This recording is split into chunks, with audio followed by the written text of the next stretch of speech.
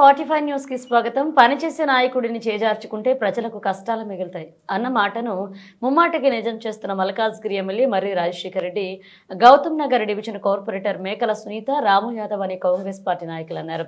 గురువారం మల్కాజ్గిరి నియోజకవర్గం గౌతమ్ నగర్ డివిజన్ పరిధిలోని గౌతమ్ నగర్ లో సీనియర్ నాయకుడు మోహన్ రాజు కాంగ్రెస్ పార్టీ నాయకులతో కలిసి తన నివాసంలో మీడియా సమావేశం ఏర్పాటు చేశారు.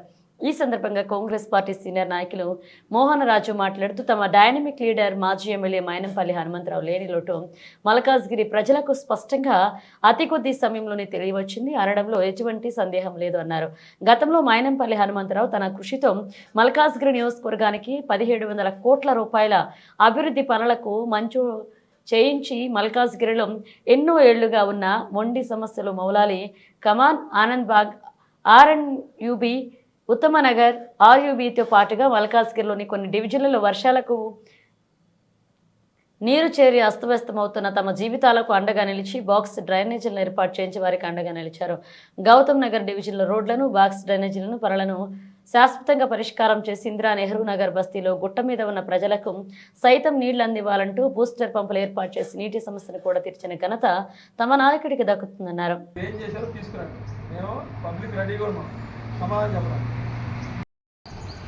ఈరోజు మల్కాజ్గిరికి సంబంధించిన కార్పొరేటర్లు ఎవరు కూడా పని మీద ధ్యాస పెట్టలేదు.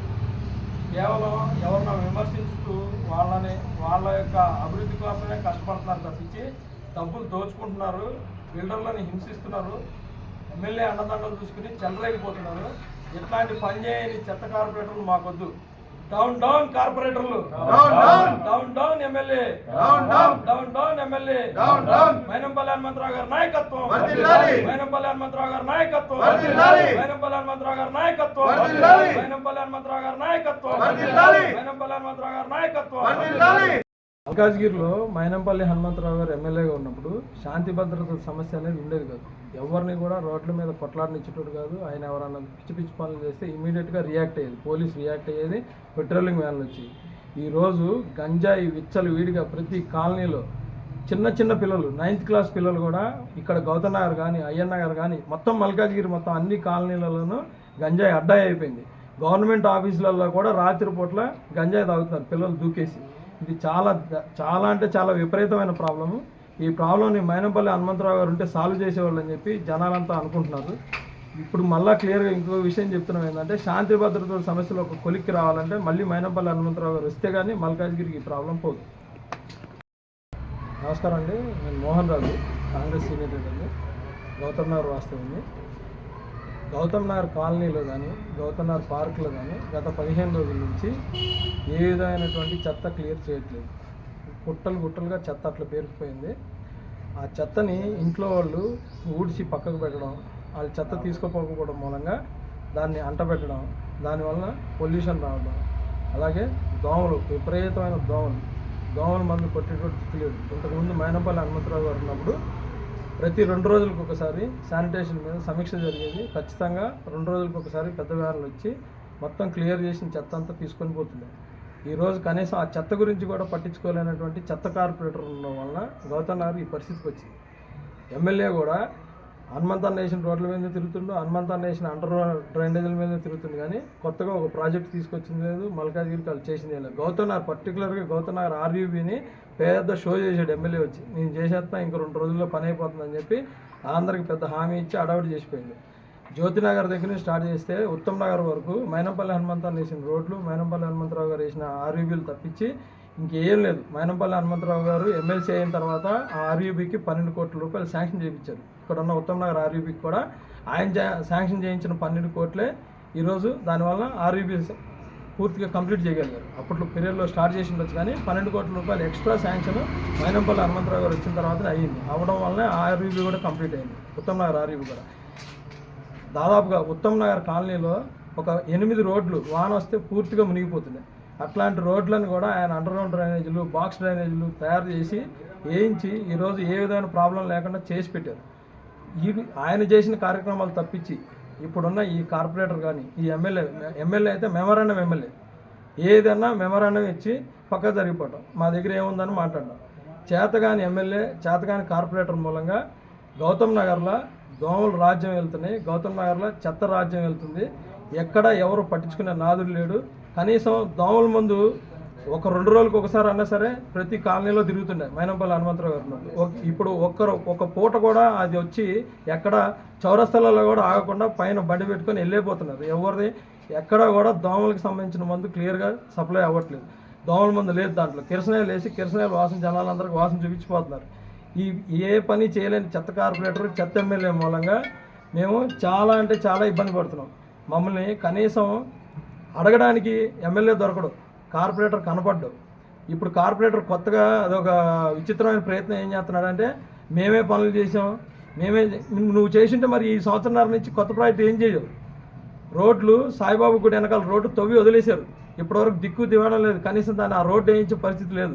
మైనంపల్లి హనుమంతరావు గారు ఉన్నప్పుడు శాంక్షన్ అయిన 170 కోట్ల రూపాయల పనులనే వాళ్ళు ఈరోజు కొబ్బరికాయలు కొట్టడం, ఓపెనింగ్ చేయాలి తప్పించి వాళ్ళు కొత్తగా ఒకటి తీసుకొచ్చింది లేదు, కొత్తగా చేసింది లేదు.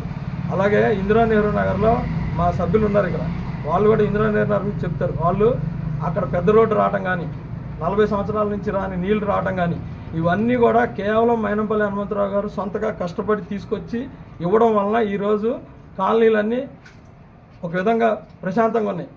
అవి కానీ లేకపోతే, సీసీ రోడ్లు లేకపోతే, ఆయన వేయించిన సీసీ రోడ్లు లేకపోతే ఈరోజు వానలు వస్తే ఎంతమంది జనాలు, మెయిన్ రోడ్డు మీకు ఐడియా ఉంటుంది, ఆల్రెడీ మీడియం మిత్రులు కూడా తెలుసు, మెయిన్ రోడ్డు మొత్తం గుంతలమయం ఉండేది. ఉత్తమ్ నగర్ నుంచి జ్యోతినగర్ దాకా గుంతలమయం. నీళ్లు ఎక్కడ నీళ్లు ఉన్నాయి, ఎక్కడ పడిపోతుందో తెలియదు. ఉత్తమ్ నగర్ దగ్గర అయితే ఒక బస్సు ఇరుక్కుపోయింది, 2 కార్లు కొట్టుకుపోయినాయి వాన వచ్చినప్పుడు, 2 వీలర్ కొట్టుకుపోయింది. ఇవన్నీ హిస్టరీ. మైనంపల్లి హనుమంతరావు గారు రావడం వల్ల ఈ ప్రాబ్లమ్స్ అన్నీ క్లియర్ అయినాయి. ఈరోజు వీళ్ళంతా మేమేదో చేసామని జబ్బులు తెచ్చుకున్నారు. వాళ్ళు ఒక్క రూపాయి పని చేయలే, ఎవరి వల్ల కాలేదు. 1700 కోట్ల రూపాయలు మల్కాజిగిరికి తీసుకొచ్చింది మైనంపల్లి హనుమంతరావు గారే.